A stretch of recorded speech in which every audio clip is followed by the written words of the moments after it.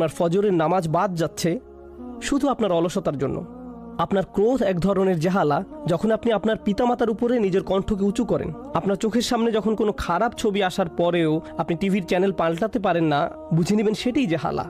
আল্লাহ তাআলা বলেন, বান্দা যখন নফসের প্রতারণার শিকার হয়ে খারাপ কাজ করে ফেলে, তারপর নিজের মনে ওই কৃতকর্মের জন্য অনুশোচনা জাগে, সুম্মা ইয়াতুবুনা মিন করিব। প্রসঙ্গক্রমে এখানে লক্ষণীয় বিষয় হলো সু শব্দটি এক বচন, সুম্মা ইয়াতুবুনা মিন করিব এটি বহু বচন না। পাপ কাজটি করার সাথে সাথেই তারা আল্লাহর দিকে ফিরে আসে। পাপে জড়িয়ে পড়লে নিজেকেই আপনার নোংরা মনে হয়, নিজের প্রতি বীতশ্রদ্ধ হয়ে পড়েন, ক্রোধে ফেটে পড়েন, অথবা কখনো কখনো আশাহত হয়ে বলে ফেলেন, আমার সব আশা শেষ হয়ে গেল, আল্লাহর কাছে ফিরে গিয়ে কী লাভ?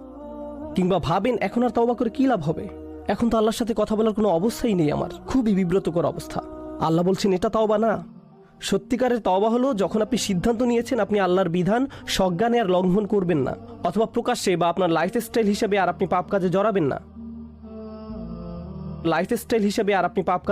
না।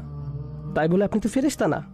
মানুষের ভুল হতেই পারে, আবার ভুল হলে সাথে সাথে আপনি আল্লাহর কাছে বিনম্র চিত্তে ফিরে আসুন, আল্লাহর কাছে ফিরে আসুন।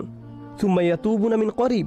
তারপর আল্লাহ বলেন, ফাউলাইকা ইয়াতুবুল্লাহু আলাইহিম, এবং তখন আল্লাহ আপনার দিকে ফিরে আসবেন এবং আপনার তওবা কবুল করবেন। আমার ও আপনার জন্য কথাটা অত্যন্ত গুরুত্বপূর্ণ। আমরা কখনো তওবা থেকে নিজেদের বিমুক্ত রাখতে পারবো না, কারণ আমরা কখনো গুনাহ থেকে মুক্ত হতে পারি না। প্রতিদিন আপনার জীবনে এমন কিছু ঘটবে যার জন্য আপনি অনুতপ্ত হবেন। মনে রাখবেন, সত্যিকার মুমিন তারাই যারা তাদের ভুলগুলো বুঝতে পারে। পাপ থেকে সর্বতরূপে বেঁচে থাকা অসম্ভব, কারণ খারাপ কিছু আমাদের সাথে যে কোনো সময় হতে পারে। কিন্তু যখন মুমিনদের জীবনে খারাপ কিছু ঘটবে, খারাপ কিছু করে ফেলবে, সময়ক্ষেপণ না করে আল্লাহর দিকে ফিরে আসবে। আর আল্লাহ তাআলা আপনার তওবা কবুল করা তো নিজের উপর অপরিহার্য করে নিয়েছেন।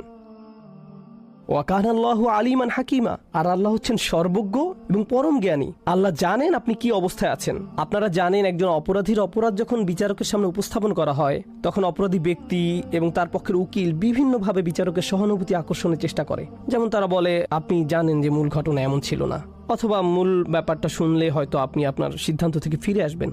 কিন্তু আল্লাহ তাআলা আপনার সব কিছু জানেন, তিনি আলিম।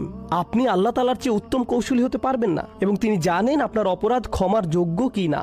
ওয়া কানা আল্লাহু আলিমান হাকিমা। আল্লাহ হচ্ছেন সর্বজ্ঞ, পরম জ্ঞানী। তাই আমি আল্লাহ তাআলার কাছে দোয়া করি, এই রমজানে তওবা করাটা যেন আমাদের অভ্যাসে পরিণত হয়। তওবা যেন আমরা নিয়মিতভাবে, সচেতনভাবে এবং সজ্ঞানে করি। মসজিদে সবাই যখন দোয়া করে আপনি তখনই শুধু তওবা করেন এমন না। গাড়ি চালানোর সময় তওবা করবেন, গাড়ি চালানোর সময় তওবা করবেন, কারণ আপনি এমন কিছু দেখছেন যা আপনার দেখা উচিত না। আপনার কান দিয়ে এমন কিছু শ্রবণ করছেন যা আপনার শোনা উচিত হয়নি, অথবা এমন কোনো